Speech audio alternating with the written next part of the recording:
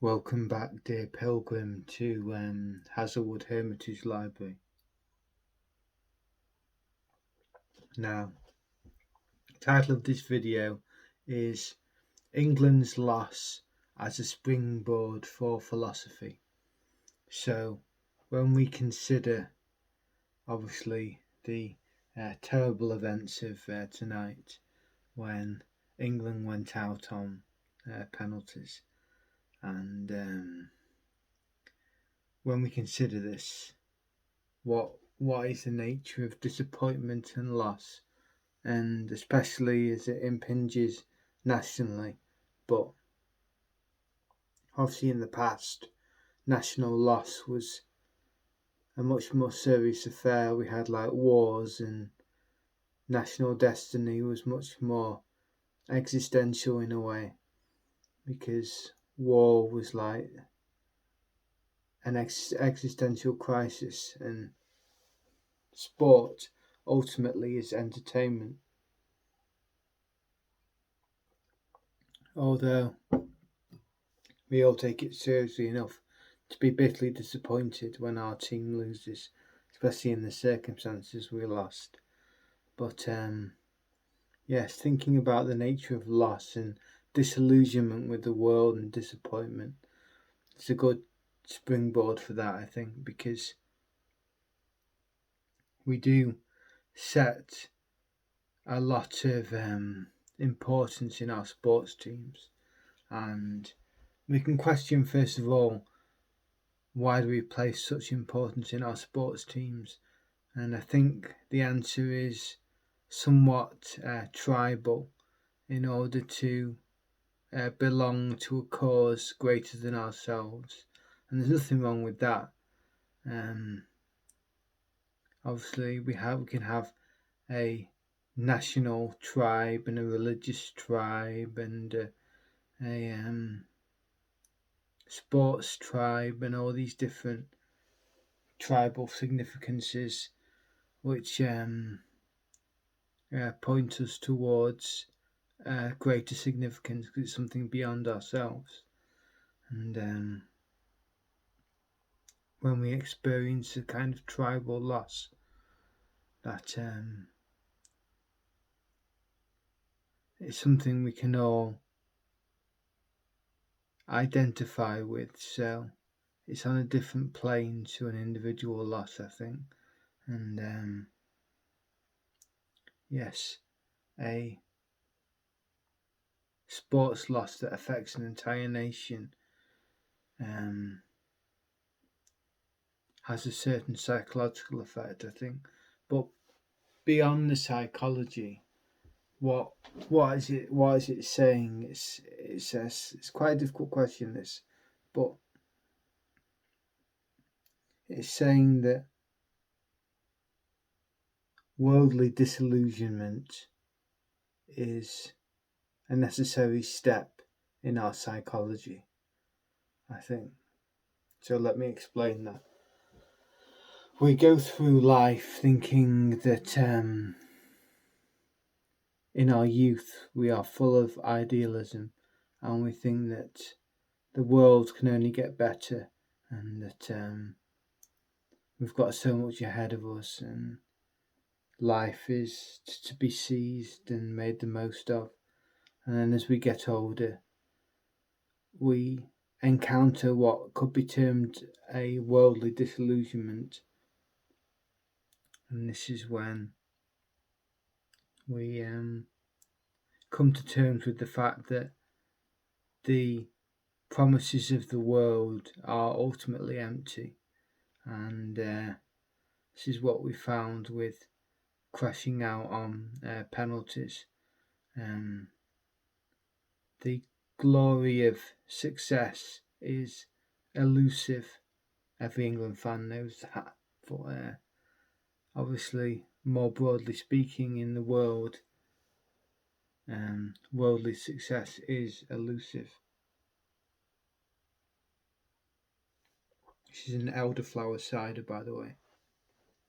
Yes, and what it tells us is that we shouldn't seek for success or meaning in outward things. Of course, we do perennially, because otherwise we won't attach such significance to sports, or for that matter, career, or education, or other outward markers of success. But yes, I think what I'm trying to say is that loss affects us all in different ways, but one key way is this disillusionment, and that can be a positive process because it leads us on the path to philosophy. Of course, even the everyday man can. We talk colloquially about being philosophical. When England loses, we're suddenly philosophical about life. Oh well, there'll be other chances and that sort of thing on an everyday level. But we go deeper with that. The idea of philosophy as a consolation of life is very powerful, I think, because I've always found that philosophy is very consoling, and I've got quite a few philosophy books here, and got a good philosophy section, and it is very consoling. Um, Currently studying Plato's Republic again after a 15-year hiatus, and yes, philosophy is unique and special, and it allows us to understand the mechanics of worldly loss and disillusionment. Not that every England fan is going to suddenly pick up Plato tomorrow and decide to focus on philosophy, but um, loss is certainly a springboard for philosophy. So I think that's very important. And finally, I'd say that overall, it can be more important. Our losses can be more important than our gains. Our losses, um, failure is more important than success in many ways, and that might seem strange, but I think this is an important principle because with success, we're made more outward towards the world, more outward facing, and with failure, we tend to turn inward and reflect and contemplate and see where we might have gone wrong, or even with the mechanism of life, the sort of framework of life, what it all might mean. We reevaluate, in other words, we reevaluate life, and that's very important. And so England's loss for the nation might cause a reevaluation of priorities and importance, which might have more of an impact than a plain success, which while success is very pleasant,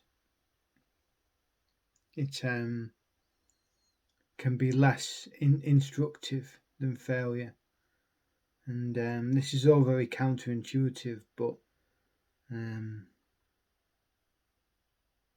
of course the scientist Thomas Edison failed hundreds or even thousands of times, and that built his character and his scientific understanding. And there's nothing wrong with loss. I think loss can be important.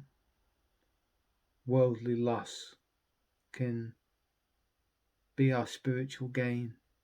So, yeah, I'd like to leave you with that thought. Worldly loss can mean spiritual gain.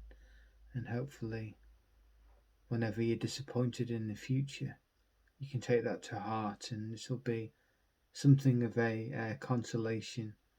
So yes, thank you for watching.